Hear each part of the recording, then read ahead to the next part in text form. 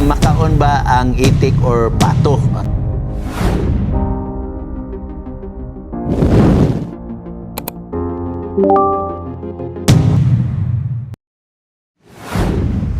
Hello, Pastor. Hello. Mga tanong lang ko kung makaon ba ang itik or pato. Okay, makaon ba ang itik or pato? Okay, daghang salamat nga na. Ato man na siyang gitubag katong mga niagi, pero ato lang ba baliko, no? Ang word nga itik igsuon, usa ra gid ka version ang mabasa niya na. Og ang version na is maayong balita. Og sa kadaghan nga Cebuano nga Bible igsuon, diha ra gid sa maayong balita mabasa ang word nga itik. Nganong dili man nato mabasa sa gitawag nato og pinadayag version sa Bisaya nga gitawag sa King James? Nganong di man sa nato mabasa sa Bugna version sa Bisaya ang word nga itik? Nganong diha mo gid sa maayong balita nga kanang maayong balita giimprimator man sa Katoliko? Unya iya man nga translation sa Katoliko ug sa makadaghan ato nang gi-prove dire nga dili tanan translator matawag nato og inspired sa Ginoo. Katong original nga Hebrew mo'y inspired, pero ang translator dili.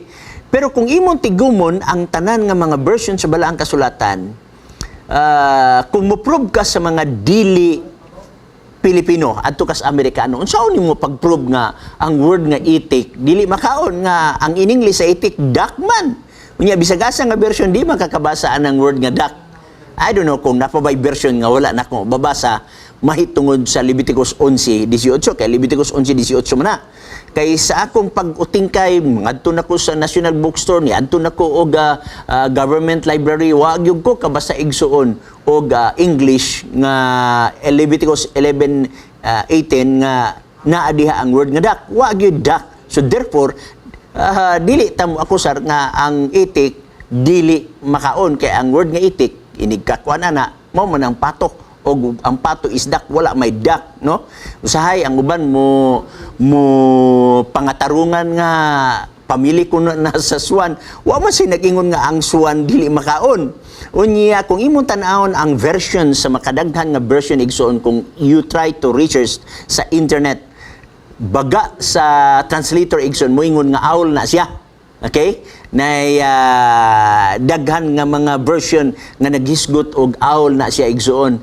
So kung imo sang tan-awon kung usa ka sa Seventh-day Adventist, ako nagtuo man tingay kung usa ka sa Seventh-day Adventist, kay wala may problema ang Protestant niya na, wala may problema ang Catholic niya na. Kung imong tan-awon ang Ellen G. White, no? Ang Ellen G. White, okay. Atong tanawon ang Ellen G. White igsuon, ato natay ipakuan ron nga video karon. Pero akong gikuan ang Ellen G. White tong iagi, gi-broadcast na ako din ni Ellen G. White State. Si William Fagal, ang director sa Ellen G. White State, nag-ingon nga makauna siya. Okay? Now, sunod, ang Mountain View College, ato siyang gi-interview ang ilang Dean of Theology, makaon sa da siya. Unya ang SPAC usab ang South Philippine College pinaagi sa ato nga Dean Theology si Pastor Ephraim Peral, makaon usab ato sa ning paminawon si Pastor, kay duha akong ipasukip karon kay timing sa nga nakay nananawag ka, ipasukip nako dinhi si Pastor Dr. Peral og si gitawag natong Dr. Rodriguez. Now atong hangyo sa mga kaigsuonan, hopefully kini siya timan-an ninyo ni siya nga broadcast, unya pwede ninyo kopyahon, unya pwede ninyo ipapaminaw sa tibuok nga mga church nga inyo nga makuan ron madungog, no? So ingani igsoon, ato kunong paminawon si Pastor Ephraim Peral, ang Dr. Ephraim Peral, ang kuan kining Dean sa Theology sa gitawag natog sa SPAC, no? Siya ang Dean, no? Ato kuno paminahon sa.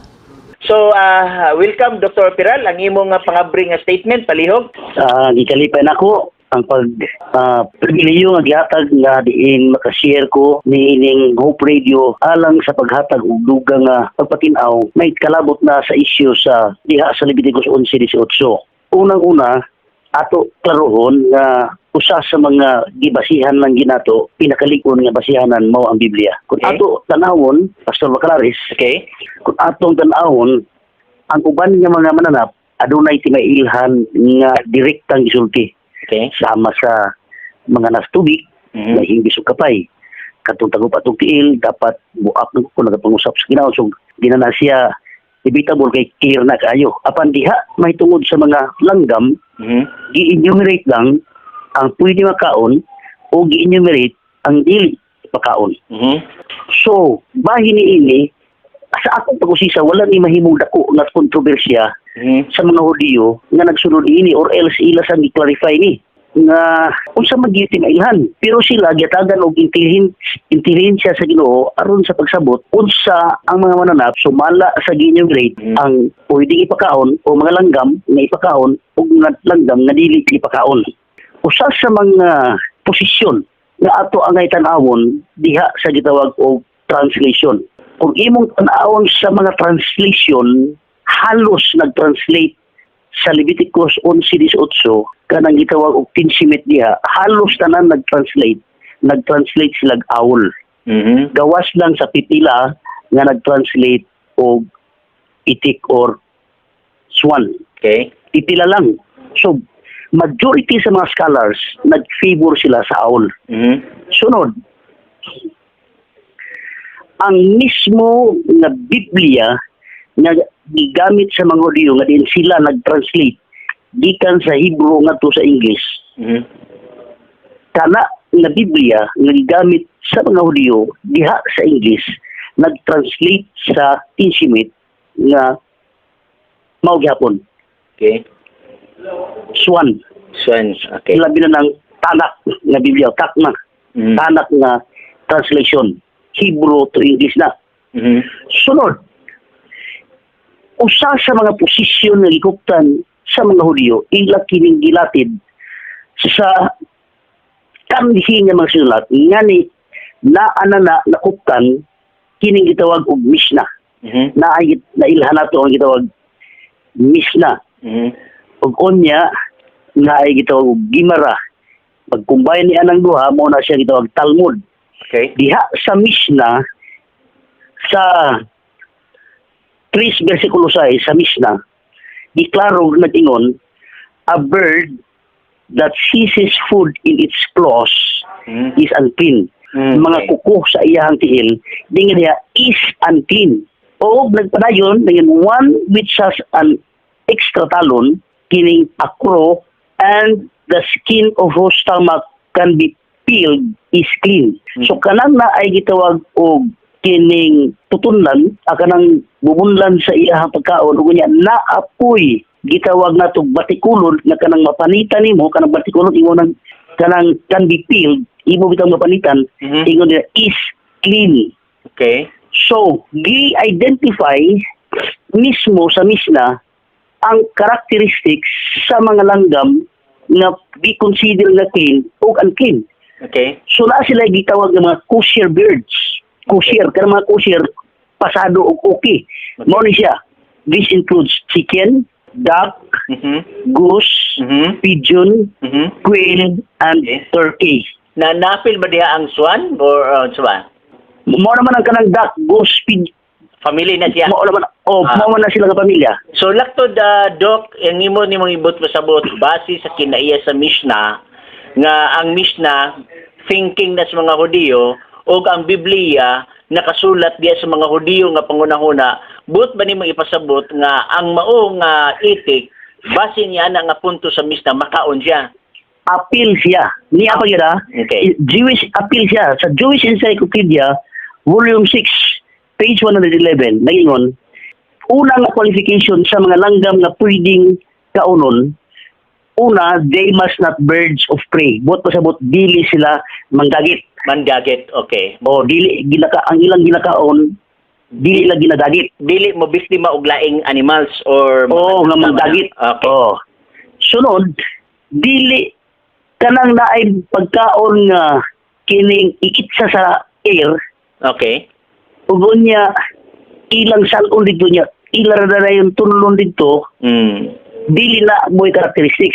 Ang gitugot nga mananap nga ilang nakita o langgam, ilang sa dadon sa yuta, ang mga pagkaon, ilang wisi-wisihon, ilang ibahin-bahin sa ilahang sungo. Okay. Oo, sa dili pa kaunon. Ikatulo, kinahanglan ang iyahang kuyamoy tulo ka buok na sa tulo sa atubangan taas ang tunga. Okay, bali mo ang atras ana mo'y taas, ang tulo mo'y nasa tubangan. Ang tulo nga sa atubangan, ang sa tulo nga na sa atubangan, ang tunga ana taas. Okay, taas, okay. O elongated middle front 2. Ugo niya na ako'y panglikod nga 2. O kining kuyamoy. So kibali Sunod. lima tanan, murag lima sa nahulog. Dili upat. Tulo sa atubangan, tulo sa tubangan, kanang tulo nga sa tubangan, na taas sa tunga. Okay. O gonya, sunod, kining mga kuyamoy, kanang tulungan sa tubangan, naa siya sa tubangan, ang ikod naa sa likod, kung mo tungtung na sila, ang tulo dapat nasa una, ang isa nasa likod. Okay. So, dili na to mahulog nga ang maong pato, itik, or swan, mabilong ani kay wala man siya anak nga kinaiya kung ibasi na to sa Mishnah nga palasahon. Kung atong tanawon, dili, ang akong gimin, they must spread their toes so that 3/4 toes, tulo, are one on one side, and a perch, and the hind two on the other side. Bonang magtungtong na sila batang, magtungtong na sila og sapat, sanga, tulo sa tubangan, isa sa likod. Kana mo ko'y i-consider nga clean. Okay. Oo, i-consider nga clean. Ikalima, kinahanglan na sila'y bubunlan, cross or crop. Na sila'y bubunlan, na inig tuktok na sila, umkaw na sila, na ay mubukbul diri sa tubangan. Okay. O ang ikaw nung, kinahanglan na sila'y batikulon. Okay. Nga na ay double lining, nga pwede lang panitan na yun, ma-separate ra ang katong unang nga tabon sa batikul, di ba? Kung magkuhan kang batikulon, panikan nimo, Okay. mapanit nimo ng Mo na sumala sa Jewish Encyclopedia, volume 6. So, Okay. Oo. kung ato tan-awon ang itik or pato, apil sila sa i-consider na clean birds So, or clean fowls. base na sa Jewish Encyclopedia. Jewish o sa Encyclopedia. Mishnah. O sa Mishnah. Ah. So, busa, atong unaw-naon, una, sa Biblia, ang translation halos nagpabor sa translation na kanang tinsimit owl, dili swan. Ang Hudyo nga Biblia, Hebrew Bible, nga nag-translate nila nga to sa English, mao gyapon. Ang tinsimit, gi-translate nga owl o dili gyapon swan. Kaya mao man ko nagibasihan sa uban nga swan tungod kay King James version ilang gibasihan. Okay. O God niya, dibase na po nato sa Mishnah, dibase na po nato sa Jewish Encyclopedia, kining nga mga ebidensya nagpabor bugat nga ang mga kining swan or kining geese or kining duck kabahin sa mga gikatugot base sa kinaiyahan kailan nakita. Okay. Ang uban pod naatoy gihimo nga lahi nga observation. Okay. Ang itlog sa gitugot oblong, samtang ang itlog sa kadaghanan nga wa gitugot lingin. Oh, Usasab nga ilang naobserbaran. Sa asa na siya nga basihanan na Doc sa Usa ka libro nga ako nabasa, pero wala ang nako ma-recall unsa tong libro. Pero kini akong gi-explain nimo kaganina, iya gid sa mga Hudyo nga mga basahon. Okay. So, okay. tungod ni ana, dili na kadua-duaan nga kanang mga pato, guban pa, dili siya makonsider nga unclean tungod sa iyang characteristics nga nabilong yun siya dito sa mga ikatugot. Kaya mo sila, ang pato mukha o maghugaw. Ang manok yay, tuk-tuk mga kay. Okay. Tuk-tuk o mga kuan. O, mao na siya diha. Makakita sila gagmang bitin, ilang tuk-tukon, ilang wisi-wisi.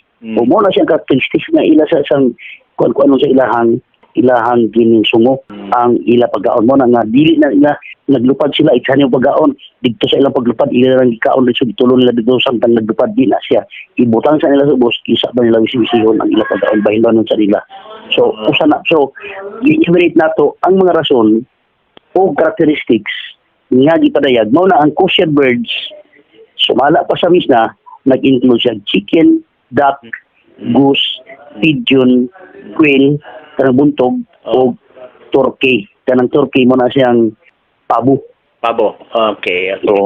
So mao na akong ikasulti Pastor Bacalaris, may tungod ni ini nga bahin kay overwhelming nga ng evidence pabor sa naghulagway sa pagka-positibo ni ining swan o kining pato ingon nga kabahin sa mga clean birds or clean fowls na gisulti sa Biblia. Okay, dagan salamat kayo, Dok. Kana nga mga ebidensya imong gipakita usa ka bugat nga ebidensya siyanglit kita nagdawat man lang nini mga translation nga Biblia dinhi sa atong kamot apan ang katinuan sa kinaiyas mga Hudiyo mo imong gisaysay ang Mishnah, ang maong Jewish Encyclopedia usa kay nakabugat nga butang nga mohatag og hayag kanato kung unsa di ang katinuoran sa butang makaon ug ang butang nga dili makaon. Guwapo ang explanation, Dok, tungod kay tagsara kay... Angay na to, okay. ang na to hibaluan, Pastor Chris, na ugna may kuti na itungod sa mga balao ni Moises, di na labuan ka kuti ni mga Hudiyo. Okay. Di na naman labuan. So, kung kini ilang giisip na kabahin na di katugot, ay klaro na nga ultimo ang tanang halos translation sa Tinsimit mo paburyod nga dili swan kundi owl. So daghang kay salamat Pastor Bacalaris sa higayng nga gihatag ginaot nga kining pipila ka panahon nga ako naghatag niini imong programa makahatag og ugang pagpamalan og pagpatilaw sa ato mga kagsunan nga naan niini nga mga pangutana. Daghang salamat. Atong paminahon si usa ni siya ka interview dito sa Mountain View College kay ato gid siyang giduol o giignan nato si Dr. Rodriguez kung pwede ba ma-interview siya, so akong gihangyo si Pastor Pagunsan nga siya mo interview dinhi. Atong tanawon Igsoon. Former president of the Biblical Research Institute, and he is very knowledgeable about this because theologically he knows what the Bible is saying, and he is here to clarify to us the issue of the duck, pato. Is the duck allowable to be eaten by Christians, by Adventists? So here is the best man on earth to clarify that, Dr. Rodriguez. Yes, it is allowed. The problem is that some peoples have not been able to distinguish between the animals and the birds. Okay. See, one of the rules for the animal is the divided rule. Yes, yes. And they look at the pato and it is not divided. So they say we should not eat it. But the pato is not an animal, it's a bird. Yeah, it belongs to the family of birds. To the fowls family. Right. Okay. Thank you. And therefore, you have to apply the fowls regulation. What is it that distinguishes the clean and unclean with the fowls? Well, very simple. Birds of prey. If they are birds of prey, you don't eat them. The other birds are eatable. You can eat them. So the pato it can be eaten. It's a clean animal. So the pato that we are raising here in the Philippines and elsewhere can be eaten. Yes. It belongs to the fowl, so it's not like the cow, you know. It's not. This is another fowl. So and the rule is very simple. Yes, of course, yeah. If it's a bird of prey, don't eat it. We do not eat it, okay? If it's not, you can eat it. Of course, you know, you have to think, you want to eat everything that flies? No, you have to be careful with that. But the principle is very simple. Okay. It can be eaten. It has been our privilege to have a man like you. God has blessed you that you have come to South Philippines, and I think our brethren in South Philippines and even Central in the whole Philippines will be happy It's been about a that. pleasure for me to be here. Whatever we do it for the service of the Lord and Yes. for the glory of our Savior. Thank you very much. Thank you. Okay, so thank you so much. Blessings. Bueno, inyong nadungog Igsoon, no? Nalipay kita nga diin mauna ang natabo dito sa Mountain View College Unya ato gid siyang giduol kay authoritative ba ni siya sa Seventh-day Adventist. Imagino nimo tibuok kalibutan nga mga problema sa biblical dito na i-address sa Biblical Research Institute. So kung aduna mo'y mga problema, pwede ninyo ipadala dito sa Biblical Research Institute of General Conference. So kung aduna may mao na ni ang ato nga stand sa tibuok nga kalibutan. So kung aduna may mga layman o mga pastor nga ilag yung ipamugos, isurrender na lang ninyo na kay mauni ang stand. Kung naa pa may church nga dili kumbinsido, surrender na ninyo kay mauni ang stand. Pero kung di mo makaarwa may problema, pero kung magtudlo na ganita sa church nga makasala kung mukaon og pato, musunod na sa ato nga church.